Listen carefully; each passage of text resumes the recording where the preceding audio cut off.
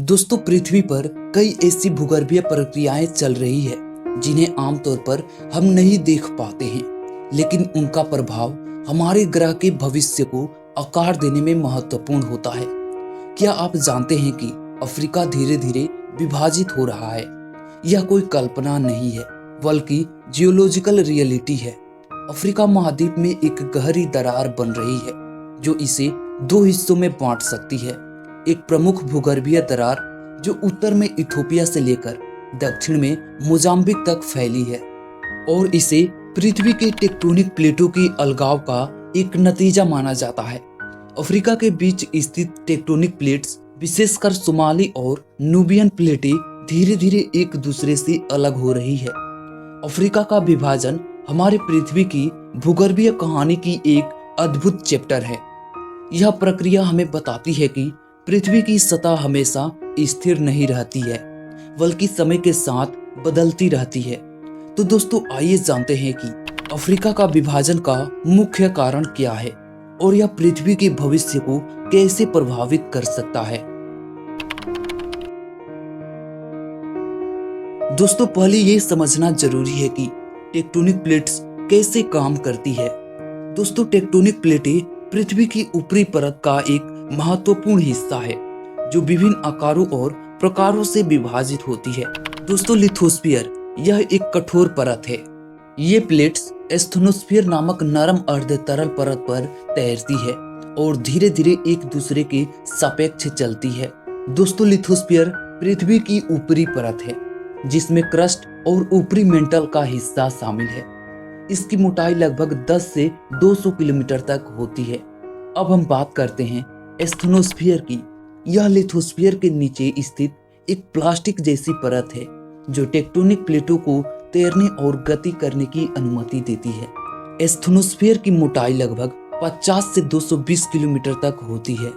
दोस्तों, जब दो प्लेट्स अलग अलग दिशाओं में खिसकती है तो उनके बीच नई लिथोस्फीयर बनती है और जब प्लेट्स आपस में टकराती है तो भारी प्लेट्स हल्की प्लेट के नीचे दब जाती है, जिससे पर्वत, ज्वालामुखी और भूकंप उत्पन्न होते हैं। टेक्टोनिक प्लेट्स की गति के कारण प्लेटों के किनारे तनाव उत्पन्न होता है और जब यह तनाव अचानक से मुक्त होता है तो भूकंप आता है। दोस्तों, अब हम अफ्रीका स्प्लिटिंग वाले टॉपिक पर चलते हैं।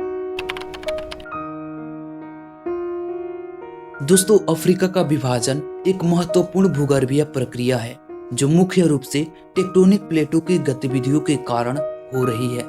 दोस्तों, पृथ्वी की बाहरी परत को कई बड़े बड़े टेक्टोनिक प्लेटों में विभाजित किया गया है। ये प्लेट एक दूसरे के साथ गतिशील है और उनकी गतिविधियां भूगर्भीय प्रक्रियाओं को प्रभावित करती है। अफ्रीका मुख्य रूप से अफ्रीकी प्लेट पर स्थित है जो अरब प्लेट के साथ इंटरेक्ट कर रही है। ये दोनों प्लेटें एक दूसरे से दूर जा रही है। दोस्तों, ग्रेट रिफ्ट वैली जो पूर्वी अफ्रीका में फैली है, इस विभाजन की सबसे प्रमुख विशेषता है। यह वैली लगभग 6 से 7,000 किलोमीटर लंबी है और इसकी गहराई कई स्थानों पर हजारों मीटर है। ग्रेट रिफ्ट वैली का निर्माण अरब प्लेट और अफ्रीकी प्लेट के बीच के तनाव और खिंचाव के कारण हो रहा है। यह खिंचाव समय के साथ बढ़ता जा रहा है। दोस्तों, इस प्रक्रिया के दौरान प्लेटों के बीच तनाव के कारण भूकंप उत्पन्न होते हैं। इसके अलावा ज्वालामुखी गतिविधियां भी होती है।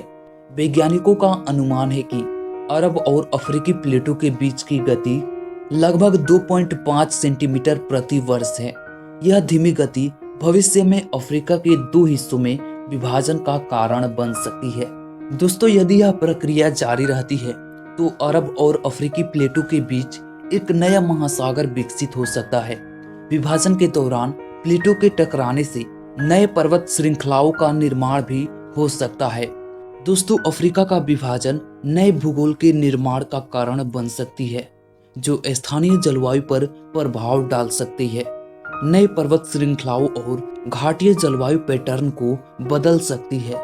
विभाजन के कारण होने वाले भूकंप और ज्वालामुखी गतिविधियां वातावरण में धूल और गैसों का उत्सर्जन कर सकती है, जिससे वायु अस्थिरता बढ़ सकती है। विभाजन के कारण नए इकोलॉजी तंत्र बन सकते हैं जो जीवों की डाइवर्सिटी को प्रभावित कर सकते हैं। कुछ प्रजातियां नए पर्यावरण में अनुकूल हो सकती है, जबकि अन्य प्रजातियां विलुप्त होने का सामना कर सकती है। विभाजन के कारण जलवायु परिवर्तन जल स्रोतों की उपलब्धता और गुणवत्ता को प्रभावित कर सकता है। बारिश का पैटर्न बदलने से सूखा या बाढ़ जैसी स्थितियां उत्पन्न हो सकती है। जलवायु परिवर्तन के कारण जल संसाधनों का सीमित होना, विशेषकर कृषि क्षेत्र में जल संरक्षण को चुनौती दे सकता है। इससे वहां पर रहने वाले इंसानों को काफी गंभीर स्थिति का सामना करना पड़ सकता है। दोस्तों, भूगर्भीय गतिविधियों के कारण मिट्टी की संरचना और गुणवत्ता बदल सकती है। जलवायु परिवर्तन और मिट्टी की गुणवत्ता में बदलाव के कारण खाद्य उत्पादन स्थिर हो सकता है। अफ्रीका के विभाजन के कारण लगातार भूकंप और ज्वालामुखी गतिविधियां हो रही है, जो प्राकृतिक आपदाओं का कारण बन सकती है। ये आपदाएं मानव जीवन और पर्यावरण को प्रभावित कर सकती है। विभाजन के कारण होने वाली प्राकृतिक आपदाएं न केवल स्थानीय क्षेत्र को प्रभावित कर सकती है, बल्कि आसपास के क्षेत्रों में भी प्रभाव डाल सकती है।